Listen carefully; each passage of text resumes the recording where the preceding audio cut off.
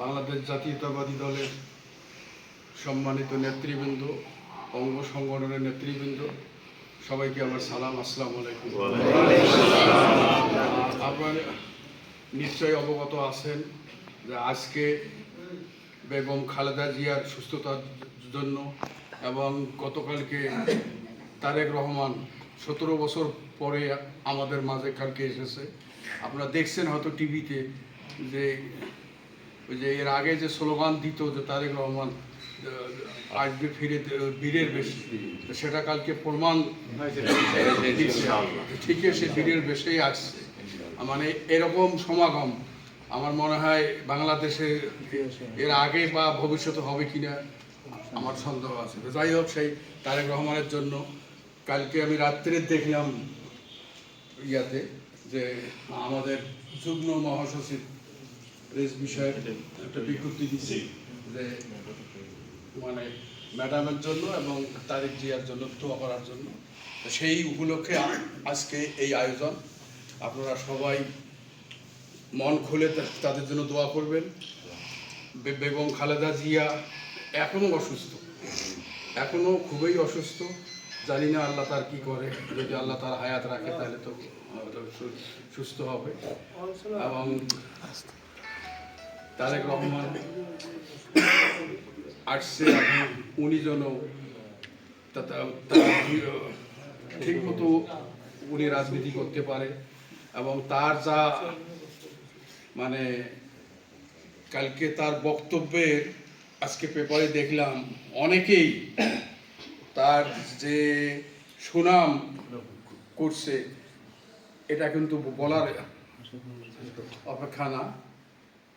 উনি আরও একটা দেখলাম পেপারে আজকে যে উনি যে কালকে বিমানে আসছে, বিমানের ক্রু পাইলট তার উপরে সবাই তার ব্যবহারে এত খুশি যে সেটা চিন্তা করা যায় না।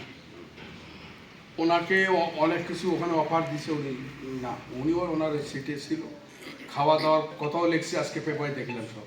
তো যাই হোক, আমরা এটাই চাই আমাদের নেতা এরকমভাবে চলবে, তাহলে আমাদের দলের সুনাম হবে। তা যাই হোক, আপনারা সবাই আজকে এখানে এসেছেন, বেশ অঙ্গ সংগঠনের নেতৃবৃন্দ, আমাদের মূল দলের নেতৃবৃন্দ, এই ঠান্ডার মধ্যে আপনারা এসেছেন এই যে দোয়ার জন্য। আপনারা মন খুলে তাদের মা এবং ছেলের জন্য মন খুলে দোয়া করবেন, এই আহ্বান আমি রাখতেছি। আর একটা জিনিস না বললে না, সেটা হলো আপনারা জানেন যে আমার নমিনেশন নিয়ে মধ্যখানে এই যে আজকে দীর্ঘ 1 মাস নাকি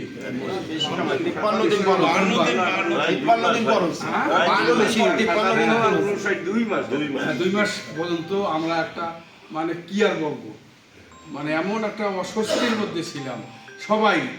বিশেষ করে আমি তো মনে করি আমি তো একজন মানে প্রার্থী, আমার সে বেশি মানে অশান্তিতে ছিল আমাদের ইউনিয়ন লেভেলের নেতৃবৃন্দ।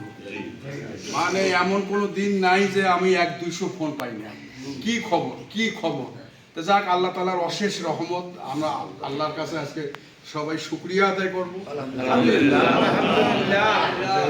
ইনশাআল্লাহ সব কিছুর মালিক, ইজ্জতের মালিক, মান সম্মান সব কিছুর মালিক আল্লাহ। আমি 24 তারিখে ঢাকা যাচ্ছি, তখন পর্যন্ত ওই শুনতেছি যে আগামীকাল ডিক্লেয়ার দিবে, আবার কেউ কেউ আজকেই বিকেলে ডিক্লেয়ার দিবে, এইটার উপরে চলছি। তা আমি সৈয়দপুরে বিমানে উঠলাম, উঠি বসছি সিটের মধ্যে, বসিয়ে আমি সেলিমও ছিল, তা সেলিম বসছে সামনে, আমি পিছনে। তা বসলাম, বসার সাথে সাথে দেখি বাবু ফোন করছে। তা ফোন করবো কী বাবা, তা আমার মনটা একটু কেমন করতেছে। তা কাছে দুলু ভাই এক্ষণে ফোন করছিল, আমাকে যাইতে বললো, আমাদেরটা কনফার্ম।